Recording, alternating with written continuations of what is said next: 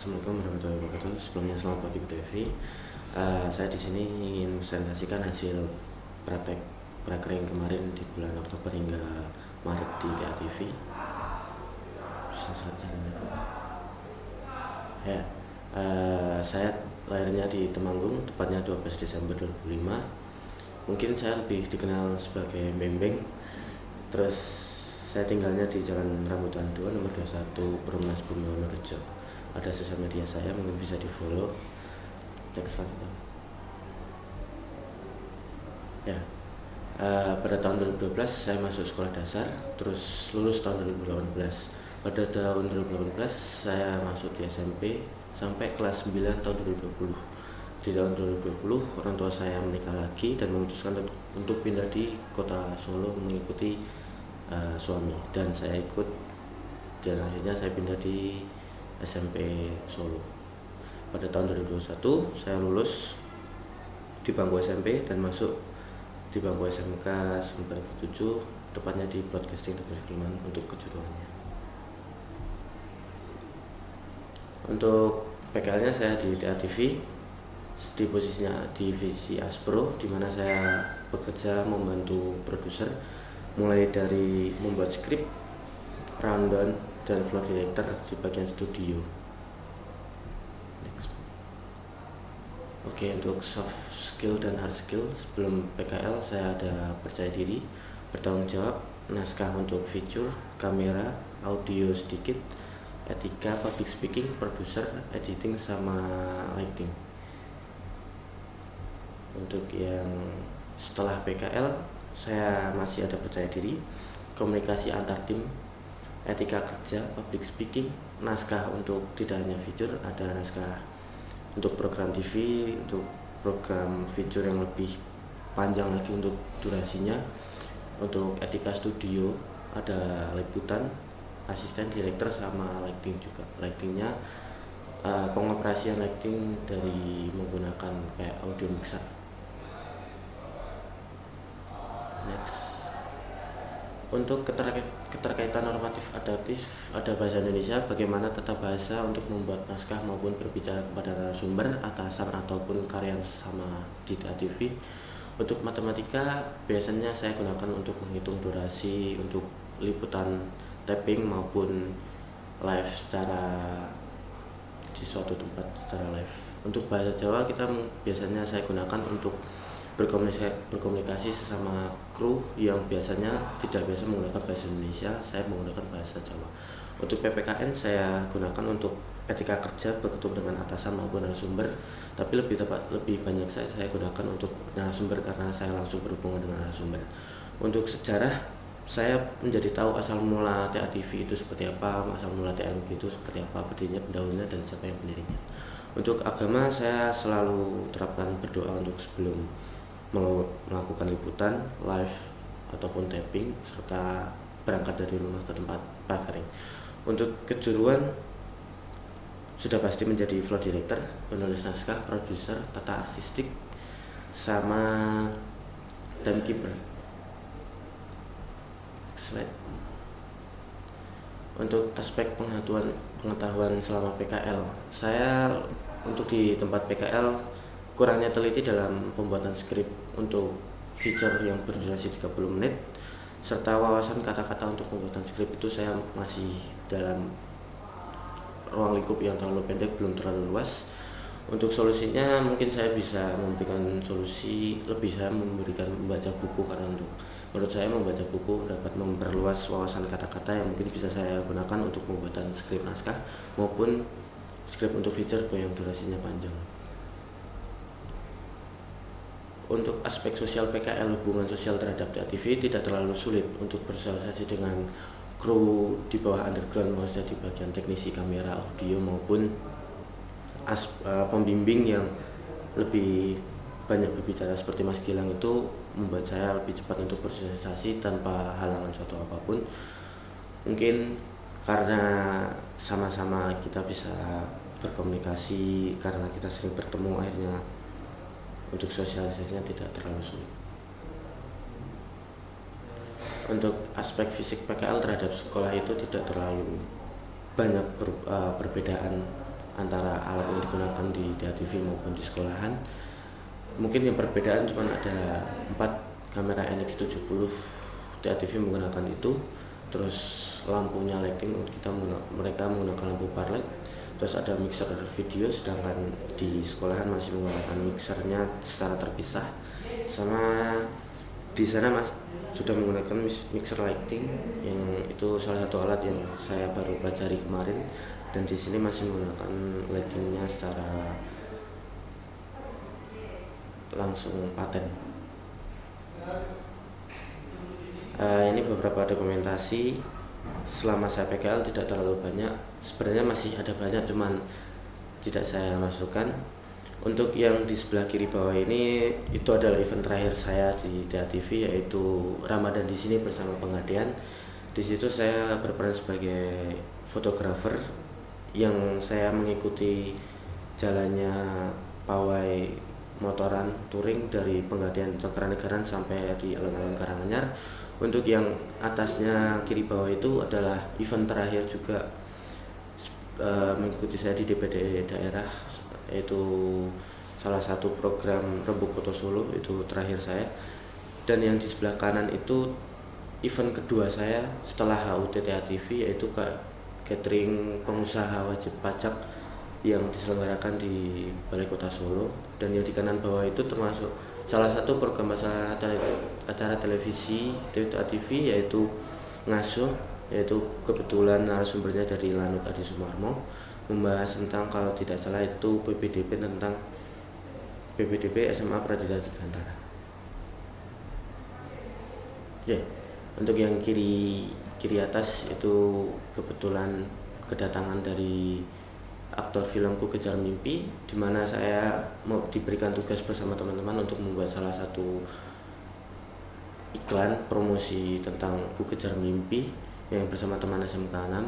Untuk yang sebelah kanan itu event Ngaso juga, cuman itu spesial Ngaso bersama salah satu pendeta-pendeta yang ada di Kota Solo, terutama bersama Pak Budi, pendirinya DATV dan TAMG. Untuk yang di kiri bawah itu ruang control room, di mana kamera yang berada di studio akan berada di control room dan bakal diolah oleh program director. Produser juga berada di situ untuk berkomunikasi antara MCR bersama dengan control room. Untuk yang sebelah kanan bawah itu adalah event luar kota saya pertama, yaitu ada di Semarang, KIP, itu Komisi Informasi Jawa Tengah. Itu event saya di luar kota yang membuat saya capek. Untuk harapan dan cita-cita, untuk harapan saya ke depan melanjutkan ke perguruan tinggi MNC Yogyakarta. Untuk program studinya saya ambil manajemen produksi teknik studio.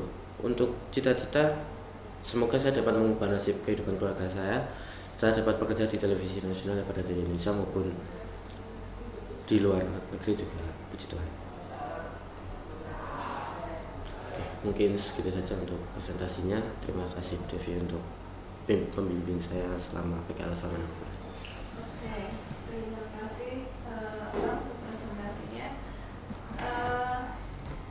Untuk Devi ada beberapa aja poin yang ditanyakan. Yang pertama tadi kamu bicara tentang soft skill dan hard skill yang kamu dapat setelah PKL. Salah satunya itu ada yang namanya etika studio. Nah, etika studio itu yang seperti apa tuh? Dimulai dari saya menyiapkan studio yang berhubungan dengan teknik. Dari di DATV itu ada yang tidak terlalu proper ya untuk karyawannya. Jadi di studio itu ada yang salah satunya karyawan bernama Pak Samijan. Dia dimana include dari dia operator lighting juga, dia tata artistik juga. Jadi saya dapat info dari produser bahwa ada liputan ada Ngaso. Nah, saya langsung menghubungi untuk Pak Samijan itu untuk menyiapkan propertinya, dari mulai sofa. Nanti dari itu saya sudah menghubungi Pak Samijan. Saya menghubungi tim ada yang namanya Pak Bambang. Dia itu sebagai konsumsi yang menyediakan minuman. Nah, saya menghubungi itu totalnya berapa, ada berapa narasumber, berapa host. Nanti setelah itu selesai, saya baru kembali lagi ke office untuk mengambil skrip dan segala macam. Saya turun ke bawah untuk menunggu narasumber datang yang dibawa oleh tim marketing untuk diarahkan ke studio. Setelah dari tim marketing menyerahkan narasumber kepada para magang atau yang berada di studio, nanti saya arahkan di mana tempat duduknya. Nanti baru saya floorkan beberapa pertanyaan yang akan ditanyakan para host. Karena sebenarnya itu kenapa saya memberikan pertanyaan itu, karena ada beberapa narasumber yang tidak ingin ditanyakan pertanyaan. Jadi kayak dari tim sudah memberikan beberapa pertanyaan, tapi dari narasumber sendiri itu tidak ingin ditanyakan. Jadi perlunya koordinasi tersebut. Nah, nanti setelah dari narasumber oke, nanti saya baru sampaikan kepada host bahwa ini seperti ini ada perubahan, ini ada tidak perubahan di sini. Dan nanti setelah saya menyelesaikan itu, saya baru koordinasi dengan tim home band. Nanti home bandnya musiknya dimasuknya di sini. Mungkin ada biasanya dari SMP Muhammadiyah 1 yang berada di Sriwedari itu biasanya ada, dia menyediakan siswa yang mempunyai bisa bakat nyanyi. Nah, nanti saya berkoordinasi bahwa nanti ada siswa yang nyanyi di segmen ini, segmen ini. Setelah saya selesai di studio itu, baru saya pergi ke ruang audio untuk meminta clip on segala macam dan setelah kabel untuk ketika studio seperti itu. Itu semacam SOP Ya. jobdesk ya, SOP jobdesk produser gitu kan. Jobdesknya tadi kan kamu ada 3 ya Lama, produser, floor director sama kameramen. Ya. Nah, dari 3 jobdesk itu selama 6 bulan ini, itu kamu lebih nyaman di jobdesk apa? Produser, kameramen sama yang satu floor director. Untuk kenyamanan sendiri saya lebih nyaman di floor director. Di floor director. Ya. Kenapa? Yang pertama, memang saya suka bicara, jadi kayak lebih suka untuk ngobrol dengan orang yang baru. Sebenarnya itu sih simpel. Jadi kayak lebih saya suka lebih berbicara pada orang-orang terdekat. Udah berapa kali kalau gitu kamu di floor director? Di setiap ada program acara televisi yang berada di studio televisi maupun di luar. Untuk saya pernah menjadi salah satu liputan juga, yaitu yang event kayak apa, pengusaha pajak daerah itu. Saya diberikan tugas sama pembimbing saya untuk ikut pembimbing salah satunya lagi untuk menjadi liputan. Di situ saya diberikan kesempatan untuk mencoba menjadi seorang reporter itu sebagaimana. Lalu poin plus apa yang kamu dapat selama 6 bulan ini? Kalau dari segi hard skill? Dari hard skillnya saya menjadi tahu lightingnya tuh sebenarnya ternyata lightingnya tidak paten gitu. Ada yang namanya mixer lighting, terus mixer kameramen yang jadi include satu, floor director juga, ternyata produser tuh juga saya menjadi lebih tahu sebenarnya produser. Walaupun saya sudah pernah menjadi produser, tapi saya menjadi lebih tahu produser itu sebagaimana dan bagaimana sih cara kerjanya produser. Ternyata produser itu tidak paling tinggi tapi paling rendah, bagaimana produser itu harus bisa mengayomi seluruh tim, bagaimana bisa mengalah pada tim, memberikan solusi kepada tim. Kalau tadi kamu bicara tentang naskah, Iya. sama nggak yang diberikan di sekolahan dengan yang di PKL? Kalau Ada dari perubahan? kalau di naskah itu berbeda sendiri, beda Bu. Untuk ada beberapa naskah, untuk naskah ngasuh itu tidak menggunakan naskah 2 kolom, tapi langsung ada yang namanya, nanti ada tabel, 2 tabel, di mana tabel pertama itu berisi tentang biodata, tentang itu nanti di live atau tapping, terus berapa durasinya, home bandnya itu siapa, narasumbernya siapa, hostnya itu siapa. Untuk yang tabel kedua nanti baru ada random dari durasi opening host, terus ada pertanyaan opening, terus ada iklan, terus ada berapa gitu. Untuk naskahnya ngasuh itu sendiri ada 5 segmen. Terus ada yang namanya naskah Rembug Puto Solo. Untuk naskah Rembug Solo itu hampir sama kayak ngasuh, cuman berbedanya dia tidak ada promosi iklan, tapi langsung tidak menggunakan tabel. Jadi cuma ada tabel pertama itu yang berisi biodata. Nah, nanti untuk tabel yang kedua langsung full pertanyaan. Terus ada lagi skrip untuk yang liputan seperti itu. Untuk liputannya tidak menggunakan naskah 2 kolom, jadi langsung pemaparan VO. Jadi nanti opening, terus openingnya di video nomor berapa. Nah setelah ada nomor itu, di bawahnya langsung VO nya itu menjelaskannya apa. Setelah VO baru seperti itu sampai selesai. Berarti di sana punya format sendiri. Iya, ya? mempunyai formatnya sendiri untuk naskah.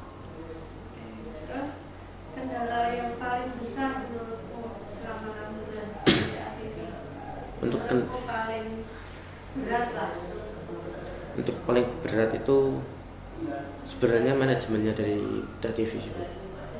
Untuk manajer waktunya itu kayak, jadi untuk di bulan Januari dan Februari tahun ini itu benar-benar kosong, Bu. Jadi karena bertepatan juga dengan pemilu, jadi kan kayak kebanyakan kosong juga. Jadi TV itu sendiri itu kebanyakan kliennya itu dari pemerintahan, kayak DPRD Kota Surakarta, terus UMS, Ministry juga gitu. Jadi untuk makanya sih manajemen waktu, karena kadang saya berangkat jam 9 nanti sampai jam 5, itu kadang cuman ada program acara di jam 1, jam 1:30, nah itu selesai, cuma itu saja. Nah kayak boring, cuman menunggu gitu aja.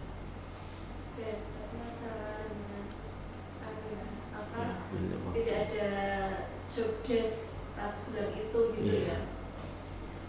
Oke Rama, Bu Devi sudah cukup. Terima kasih untuk informasinya, presentasinya. Semoga harapannya bisa tercapai. Ya, boleh buat habis ini kalau panggilin Anastasia.